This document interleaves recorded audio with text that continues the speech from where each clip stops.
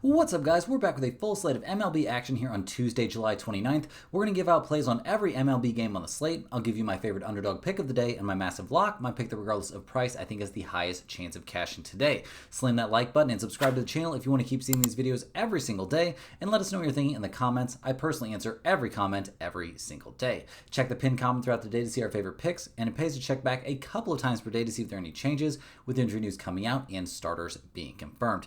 Monday is looking like a bit of a disaster. It's been a long time since we've had a really terrible day out there, but this looks like it could be it.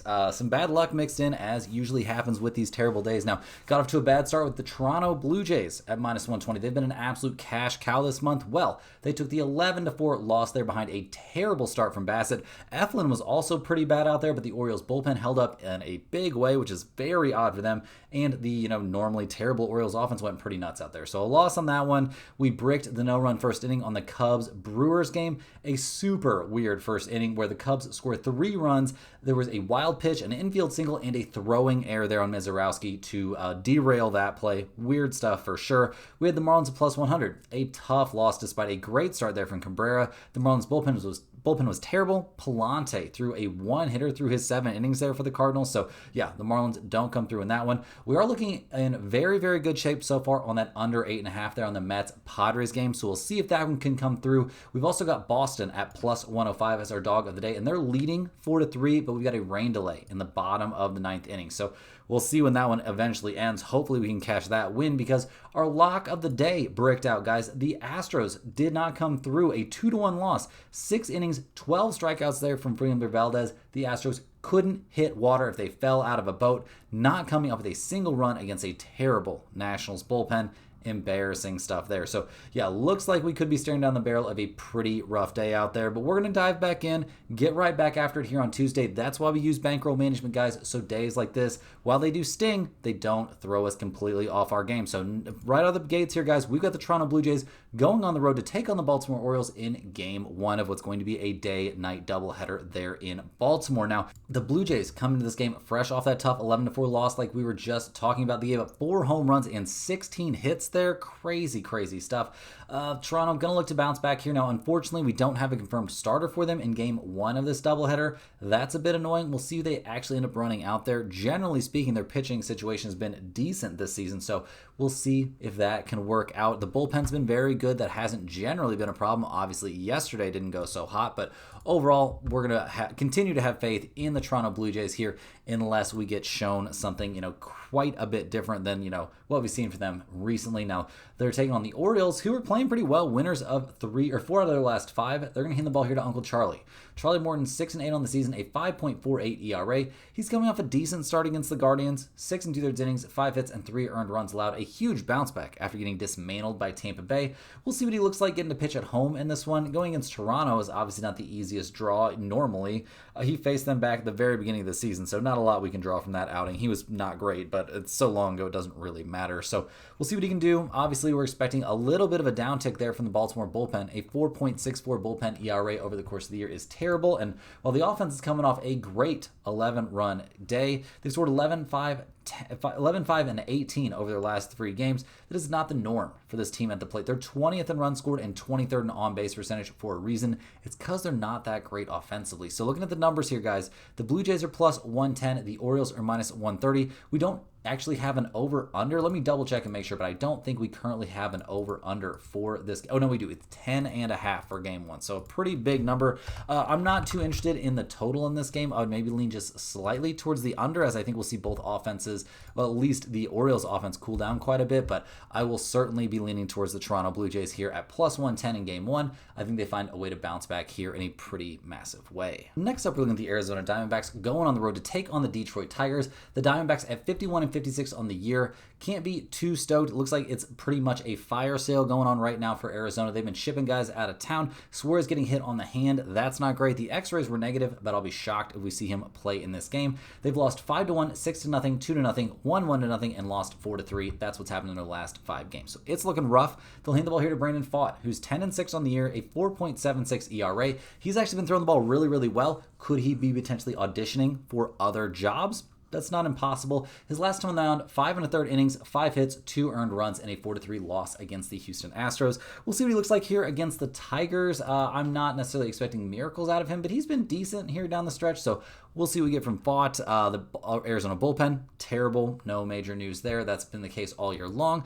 The offense, while generally good over the course of the year, has really struggled recently. Like I was just saying, guys, 1-0-0, 1-3 over their last few games. This team is bottoming out in a huge way, and all these guys know that they are on the trade block, so not a lot of positive energy coming out of Arizona. So we'll see what they do here on the road against the Tigers, who've now won 2 in a row after, that long losing streak, losing, 6 in a row? Yeah, 6 in a row. Pretty bad stuff there, but they're going to hand the ball in this one to Casey Mize, who's 9-4 in the year, a 3.40 ERA. His last start, he got absolutely shelled there at the Pirates. We'll see if he can bounce back. That was his first start after a bit of a rough outing there in the All-Star game. I'm expecting him to get back on track at some point. Will it be in this game? It's possible. The Diamondbacks are really struggling right now. Has he faced Arizona this season? It appears that he has not. So we'll see which version of Mize we get here, see which version of this struggling Tigers bullpen we get. It's also been a big problem down the stretch. The real issue was their lack of offense, but scoring 10 and 5 runs respectively over their last 2 games makes me think the bats are warming back up. I mean, over the course of the year, they're 6th in runs scored. They're 16th in batting average, but also 10th in slugging percentage. There's plenty of reason to still be afraid of this Tigers offense. So looking at the numbers here, guys, the Diamondbacks are plus 125. The Tigers are minus 150. We've got a total of 8.5. Arizona, 25-27 on the road, 26-24-2 to the over on the road. Detroit is 33-21 at home, 27-23-4 to the under at home.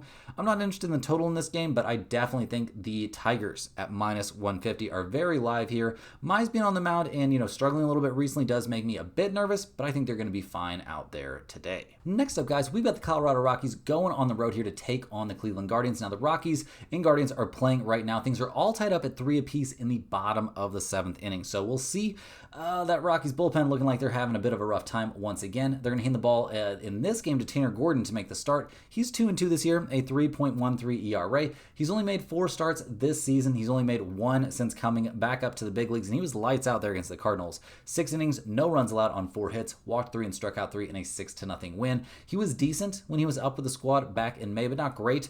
Came out firing there against the Cardinals. So we'll see what he looks like here. Obviously, he's going to need to be very good because that Rockies bullpen is a disaster. That's not something that's improving anytime quick. And the offense, not looking amazing. I mean, 3 in their current game, 1-0, 6, 6, and 8 over their games there against the Cardinals looks good. But really, guys, this is not a very potent offense. They're 28th in runs scored. They're last in on-base percentage.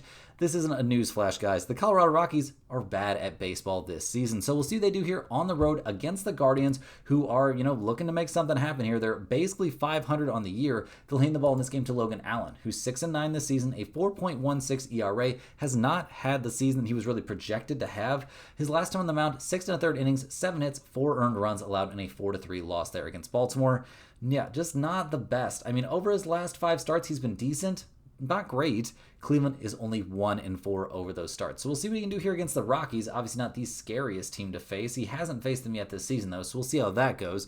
The Cleveland bullpen has not been a disaster. It also hasn't been dominant. A 3.70 bullpen ERA, though.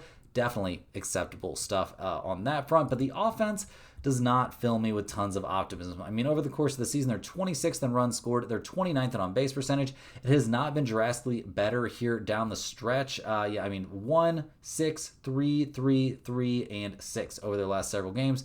Doesn't exactly make me think this is an amazing team, at the plate. It just hasn't been the case this year. So looking at the numbers for this game, I'm a little bit shocked. The Rockies are plus 190. The Guardians are minus 235. We've got a total of 8.5 or 9 out there. The Rockies are 13-40 on the road. Terrible. I get it. They are 32-20-1 to the under on the road. Cleveland is 25-25 at home, 25-24-1 to the under at home. I'm going to be leaning towards the Rockies at plus 190 a little bit on this game. It's not going in the pin comment. It's not my dog of the day or anything like that, but I'm definitely not backing the Guardians at such an astronomical price for such a terrible team. I also think under 9 might theoretically be live in this game, but nothing from this one is making it anywhere near the pinned comment. Hey guys, hopping here with a quick shout out to the sponsor of today and every day's video, and that is StumpTheSpread.com. Click the link in the description to go over there and see the top confidence picks from our entire team of experienced cappers. Right now, our premium members are getting daily MLB and UFC picks, with NFL and college football coming up before you know it. Major League Baseball has been our most profitable sport the last several years in a row. It's had a great 2025 season overall so far. At StumpTheSpread.com, you'll be able to see exclusive free picks that are only posted there, our free-to-use bet size calculator, and our premium top confidence picks, which might not and usually will not match what you see here in the video, as I'm not the premium MLB handicapper for Stump the Spread. We've got a monster over there with many, many more years of experience than me. He uses some very sophisticated tools and algorithms to make all of his predictions, taking a crazy amount of data points into consideration. You can see over the course of this month, he's had a very, very good time. Now, the 28th, maybe not looking incredible, but still alive. On the 27th, he went 6-2. So yeah, very, very good stuff there on Sunday. On Monday, he did cash the Dodgers as a 1.5 unit play. That one came through. He also fell victim to that weird first inning there in the Cubs-Milwaukee Brewers game. He's got the Guardians at -1.5 as a 1 unit play. They're up 4-3 now in the bottom of the 7th with the bases loaded and 1 out. So that looks like it's definitely possible. He's also got the Rangers here. They're trying to, overcome a 1-run deficit there at the Angels, but they're definitely still drawing live, and he did unfortunately have the Marlins there. That was a tough loss, but still live to be a positive day here. If the Rangers and the Guardians can come through, it would be actually a nice little winning day despite only going 3-2. So definitely get over there, check out the premium picks. They are a great value, and a ton of work goes into those every single day. Also, while you're over there, check out the free email newsletter. There's great information in there every single day, at least one free pick every day straight to your inbox.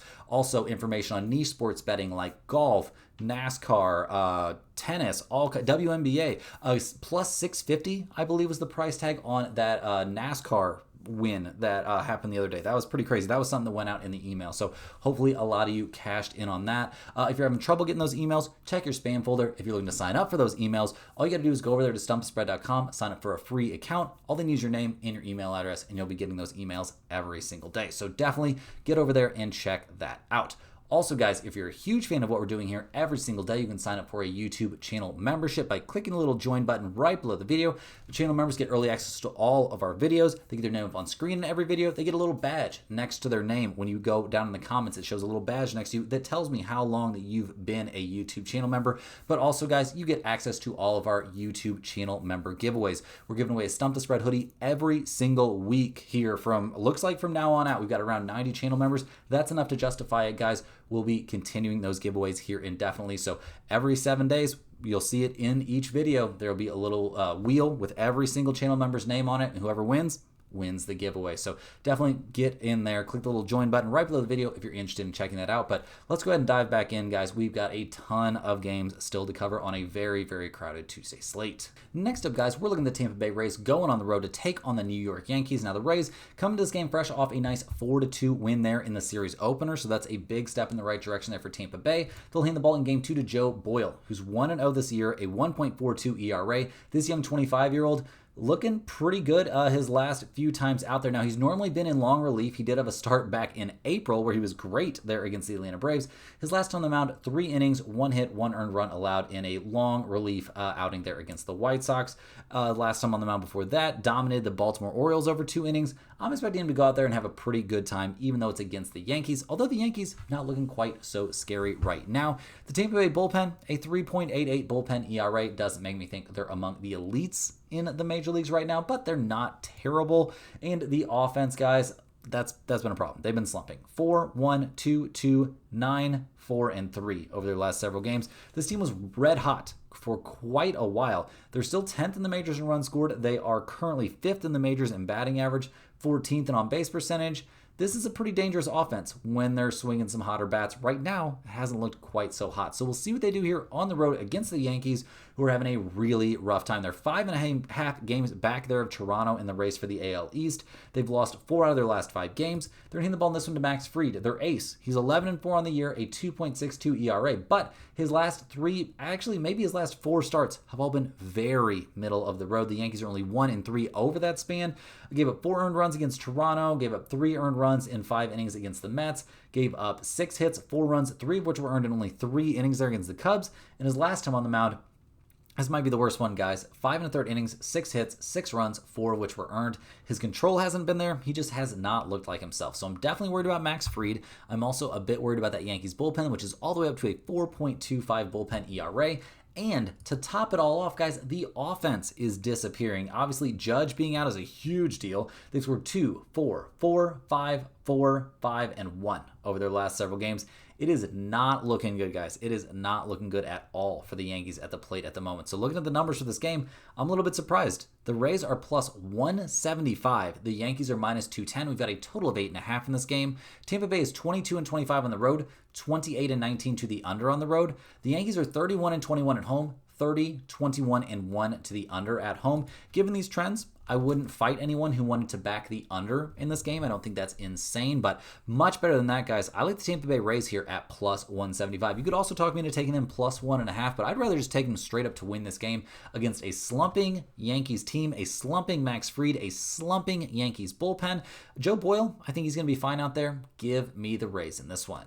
Next on the docket, we're looking at the LA Dodgers going on the road here to take on the Cincinnati Reds. Now, the Dodgers come in this game 62-45 on the season. They did win game 1 of this series 5-2. Nice little win there for them against a team that's really given them tons of trouble this season. Now, the Dodgers are going to hand the ball in this one to Tyler Glasnow. He's 1-1 on the year, a 2.75 ERA. His last start was against the Twins, and he was great. 7 innings, 3 hits, 1 run allowed, struck out 12 in a 4-3 win. So very good stuff there. He's looked lights out over his last 5 outings. The problem is the last 3 of those were very recent. The 2 before that, he missed like 3 months this year. So we'll see if he can continue to churn out these quality appearances. I think he's going to be fine here against the Reds, and I'm not too worried about him.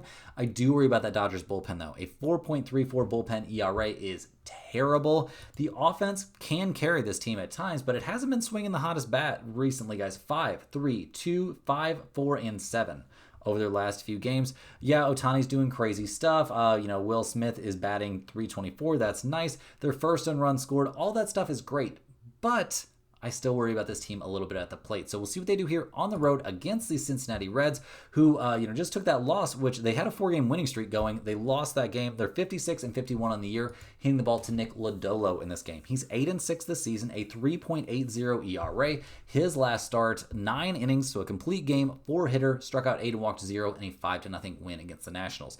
I do worry a bit about any pitcher coming off a complete game. That is definitely a bit concerning. Has he had any other complete game or super extended outings this year? Well, he did go 7 innings against the Rockies and then followed up with a terrible outing against the Nationals. He went 7 innings against the Mets back on the 18th and then followed that up with that complete game against the Nationals. So we'll see. I'm expecting Lodolo to probably be okay. If not, stay out there super long, perhaps.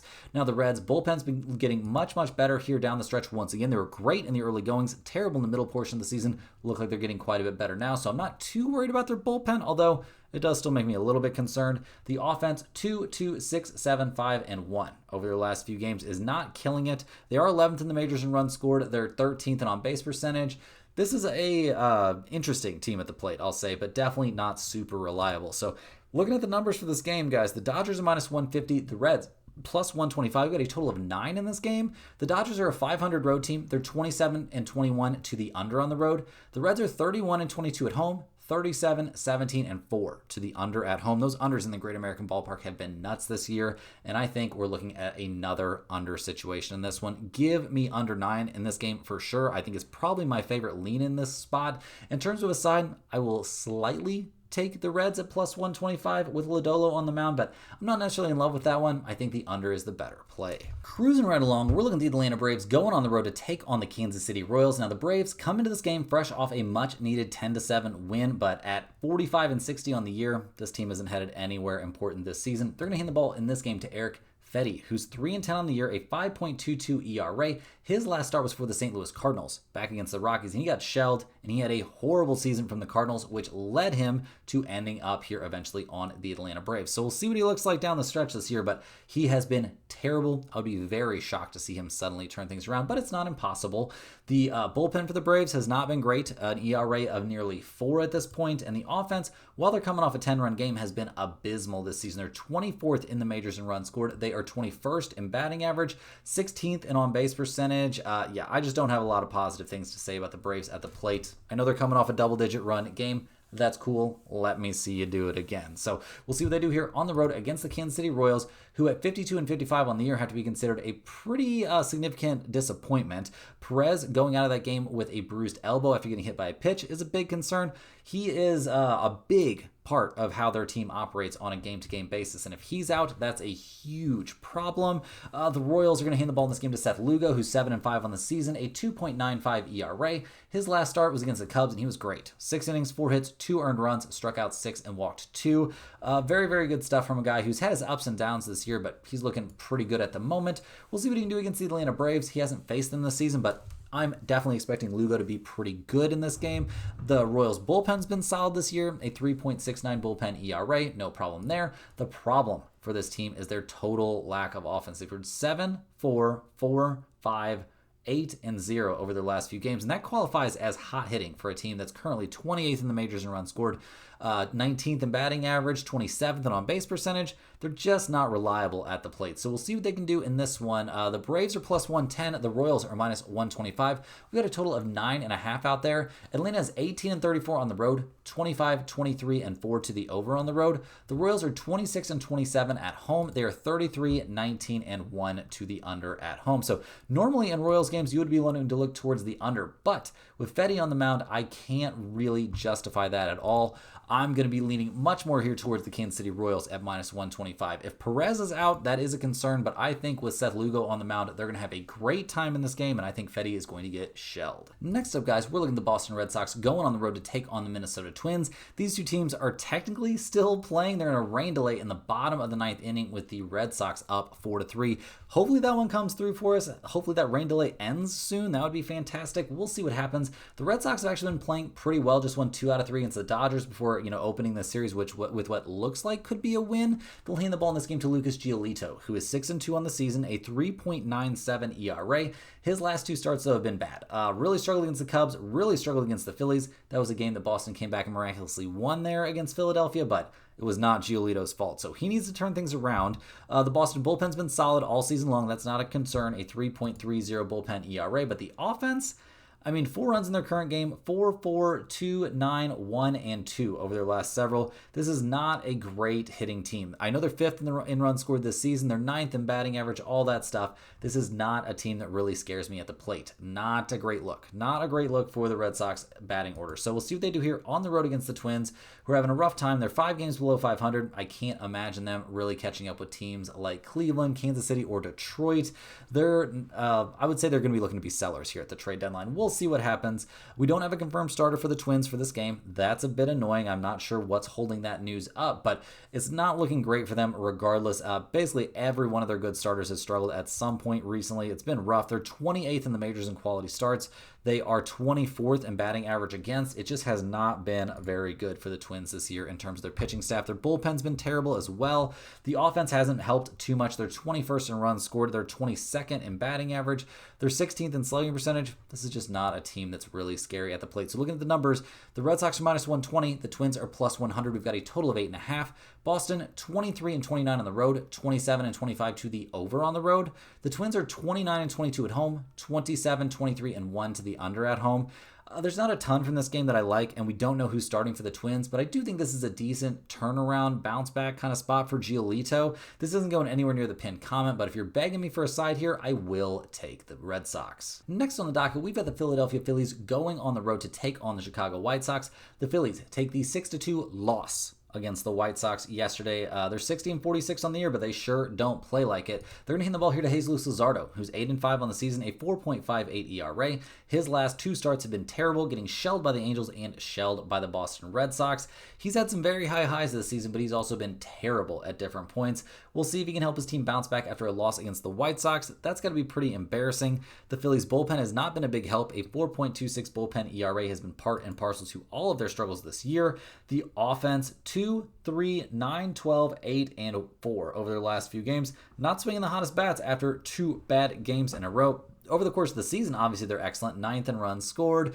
4th in batting average, but definitely not the kind of offense that you can depend on a night-to-night basis. So we'll see what they do here against the White Sox, who have won 3 out of their last 5. They're going to hand the ball in this game to Jonathan Cannon. Great name. This 25-year-old is 4-7 on the year, a 4.48 ERA. He's coming off a terrible start against Tampa Bay, but the start before that, he dominated the Pirates and went on a nice little streak where he had 4 or 5 good starts in a row. So we'll see what he looks like here against the Phillies. Not a team he's faced this year, but Jonathan Cannon has some pretty good stuff. The White Sox bullpen, definitely better than you would have expected. A 3.94 bullpen ERA is not elite, but it's not a complete disaster. The offense has been a disaster at times. They scored 6, 4, 1, 12, and 11 over their last few games. They're 27th in the majors in runs scored and 29th in batting average, but they're not swinging the bats quite that bad at the moment. So look at the numbers, guys. The Phillies are minus 210. The White Sox are plus 175. We had a total of 8.5 in this game. The Phillies are 1 game above 500 on the road. They are 33, 19, and 1 to the under on the road. The White Sox are 22 and 31 at home, 28, 22, and 3 to the over at home. In general, in this game, guys, I don't think it's crazy to lean towards the White Sox at plus 175 just because of how bad the Phillies have been recently. Luzardo could go out there and dominate, though, so if you want to take the Phillies like minus 1.5, that could be reasonable as well, but in general, guys, this is not a game where I'm showing much value. Next up, we got the Miami Marlins going on the road to take on the St. Louis Cardinals. Unfortunately, yesterday we ran into the start of a lifetime there, taking the Marlins against the Cardinals. Here in Game 2, they'll hand the ball to Sandy Alcantara, who's 5-9 on the year, a 6.66 ERA, coming off a great start there against the Padres. 7 innings pitched, 4 hits, and 1 unearned run allowed. Struck out 4 and walked 0 in a 3-2 win. That being said, his 4 starts before that were all pretty mediocre. We'll see what he looks like here against the Cardinals. Not a team he's faced this season, but obviously this is not a guy that's had a great year overall. The bullpen for the Marlins, a 4.02 bullpen ERA, and they're coming off not a great day. Does not really fill me with tons of optimism. And the offense, I mean, they've scored 1, 2, 7, 5, 3, and 4 over their last few. I mean, they're currently 19th in the majors in runs scored, 8th in batting average, 18th in on-base percentage. This is not the scariest team at the plate, and maybe they're going to fade a little bit here down the stretch, but we'll see. We'll see. It's not impossible. They kind of pick up the pieces here as they take on the Cardinals, who really have to turn things on here. I mean, we're 108 games into the season. They're in 4th in the NL Central. They're only, 2 games over 500 now? They're hitting the ball to Sonny Gray. He is 10-4 on the year, a 4.33 ERA after getting absolutely demolished in back-to-back starts. He got shelled by the Diamondbacks. He got shelled by the Padres. It's looking pretty bleak. Everything is looking pretty bleak right now in St. Louis. I don't know what we'll see them do here at the trade deadline, but I am not expecting anything positive at this point. The bullpen has been something of a positive this year, a 3.56 bullpen ERA right now. The offense is coming off a 7-run game, but that has not been the norm recently. They're all the way down to 13th in the majors in runs scored after being like a top 5 run scored team for most of the season. They're 10th in batting average, 12th in on-base percentage, 19th in slugging percentage. This is not a scary offense anymore. So looking at the numbers, I'm a little bit surprised. The Marlins are plus 140. The Cardinals are minus 170. We've got a total of 8 out there. The Marlins are 26-25 on the road, 27-23-1 to the over on the road. The Cardinals are 31-22 at home, 29-21-3 to the over at home. With a total here of only 8, based on Sonny Gray being on the mound, I definitely think the over is super live in this game. It's got a chance to make the pinned comment because I don't necessarily think Alcantara is going to go out there and be nuts. Although he showed he's capable of it, seems a bit unlikely. I think Sonny Gray is going to go out there and probably struggle again because that's what he's been doing. So definitely over 8 feels live, and I wouldn't fault anyone who wanted to take the Marlins at plus 140. Next on the docket, we're looking at the Washington Nationals going on the road to take on the Houston Astros. The Nationals are 44-62 on the year. They just won their 3rd straight game, taking down the Astros 2-1. Yeah, crazy stuff in that one. The Nationals are going to hand the ball in this game to Michael Soroka, who's 3-8 on the season, a 4.85 ERA. His last 3 starts and 4 out of his last 5 have been absolutely lights out. Now, the Nationals have managed to somehow go 0-5 over that stretch, but he has been really, really good. We'll see what he looks like here against the completely and totally helpless and inept Astros, but I'm expecting Soroka to go out there and look good. Will he get any backup? That's a pretty big question. Now, the Nationals bullpen's been terrible this season. They're coming off a good day, but overall, they've been the worst bullpen in Major League Baseball this year. The offense, 2, 7, 9, 0, 0, and 6 over their last few. Not necessarily hitting the cover off the ball. I mean, they're 17th in runs scored. They're 22nd in on-base percentage. If this team was MLB average at the plate, I'd be a little bit impressed. I don't really think that's the case. So we'll see what they do here on the road against my least favorite team in the MLB right now, the Houston Astros, who've lost 5 straight games.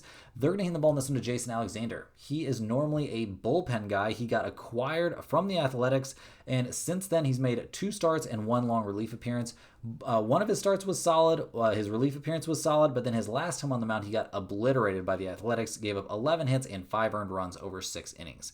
Not somebody that I have a ton of faith in. The Astros bullpen's been great this year, a 3.42 bullpen ERA. They've been comfortably top 5 in the majors basically the entire season. The problem is their offense has disappeared. 1-1-1-3 over their last few games. They're 17th in the majors in runs scored. They're 2nd in batting average, 13th in slugging percentage. Pena, about to get a rehab assignment going, trying to come back from that rib. Maybe this team is going to get better at the plate at some point, but right now it's feeling pretty rough.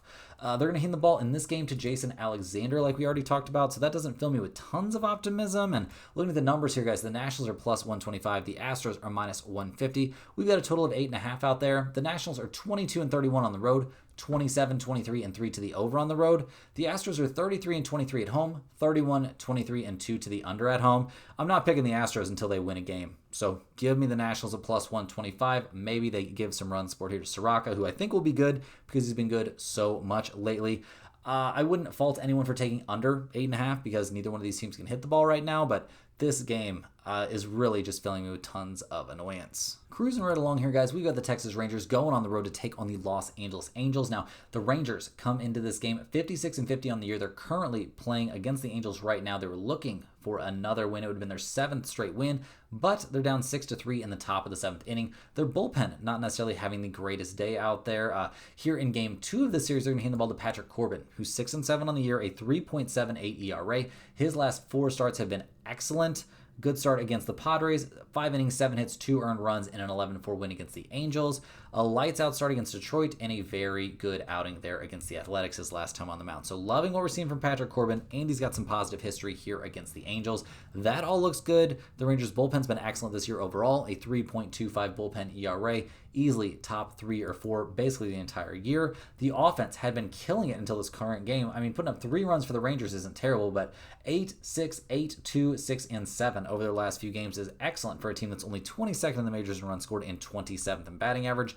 They've been swinging the bats an awful lot better than that here down the stretch. So we'll see what they can do on the road against these Angels, who are 51-55 on the year. They have not really let go of the rope the way you would have kind of expected them to. They're going to hand the ball in this game to Yusei Kikuchi, who comes into this one 4-7 on the season, a 3.23 ERA.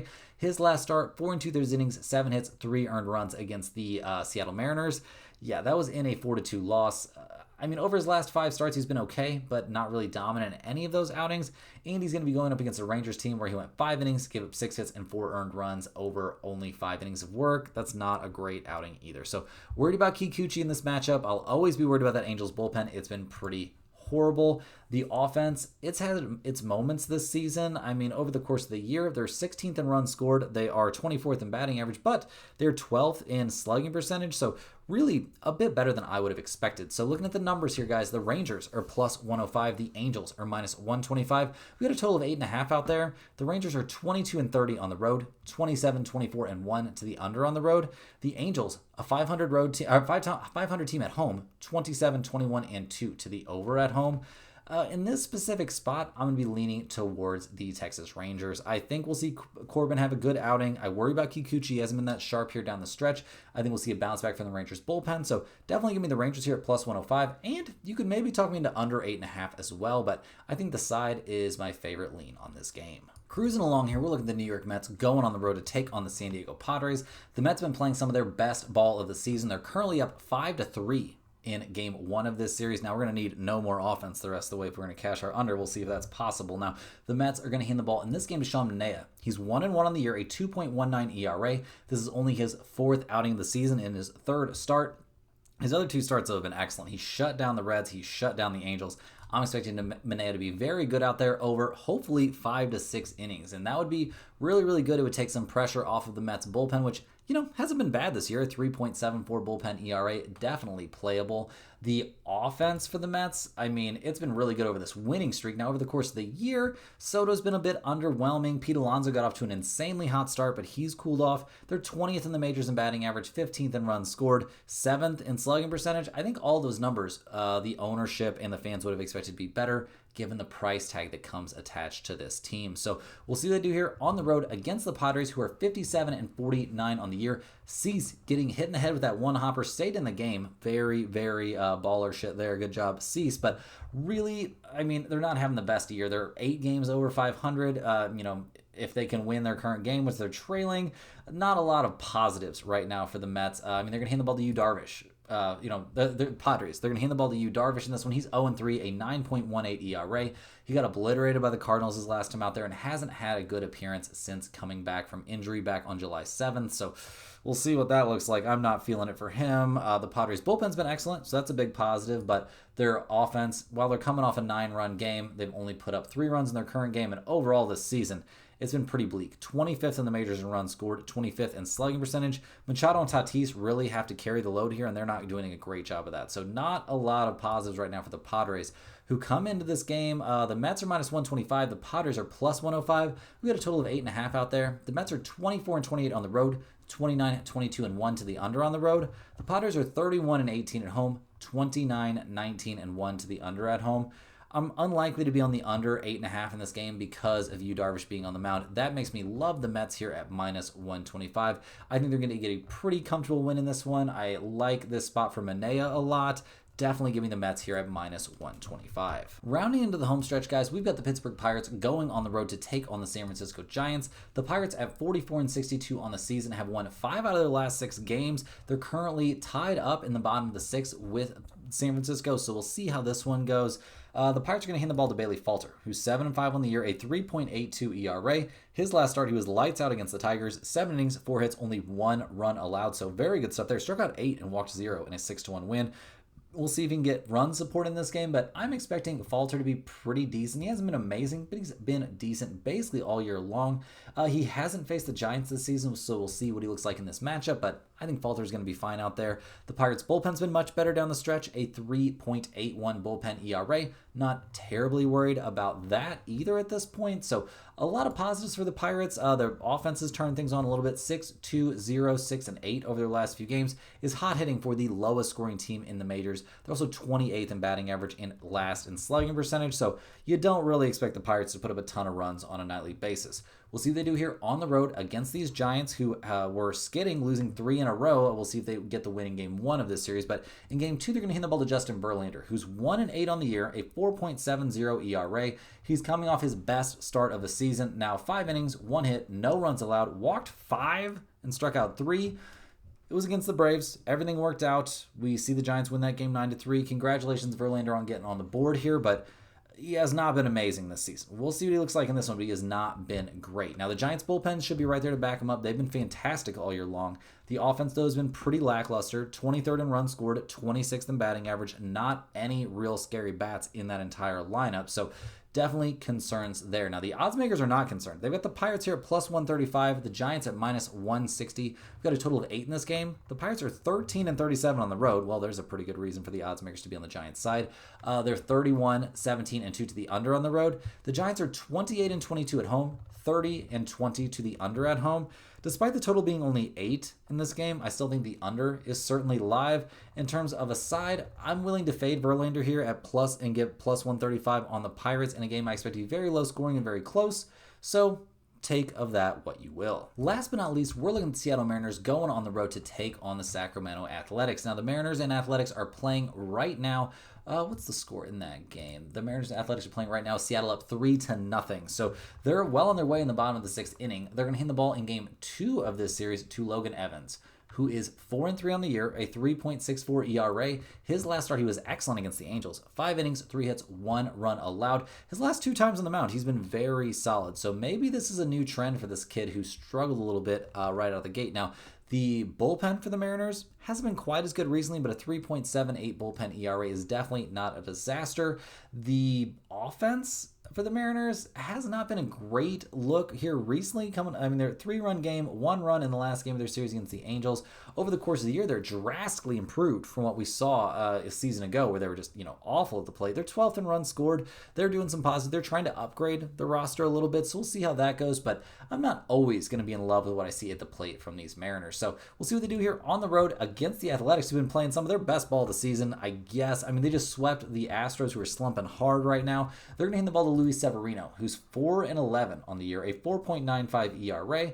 His last start, 7 innings, 4 hits, 2 earned runs allowed. Maybe this guy's auditioning a little bit, because the last 2, maybe even 3 times he's been on the mound, he's looked much, much better. We'll see what he can do here against the the Seattle Mariners. The last time he faced them was early May. 6 innings, 5 hits, 4 earned runs, walked 4 and struck out 5. They won that game in extras, but it wasn't really his fault. Now, the Athletics bullpen's been terrible. One of the worst couple bullpens in the majors. That's not really a question at this point, whether they're going to be bad or not. The offense has its moments, guys. 7, 5, 15, and 5 in that series against Houston. That's crazy. We'll see if they can do anything like that here against Seattle. Seems a bit unlikely. They are 14th in the majors in runs scored. They're 12th in batting average. This is not a terrible offense. They've got some very dangerous bats out there, don't get me wrong, but I do worry a little bit about this team just overall. So looking at the numbers, guys, the Mariners are minus 115. The Athletics are minus 105. We've got a total of 10.5 in this game. The Mariners are 28-25 on the road, 32-20-1 to the over on the road. The Athletics are 20-31 at home, 27-21-3 to the over at home.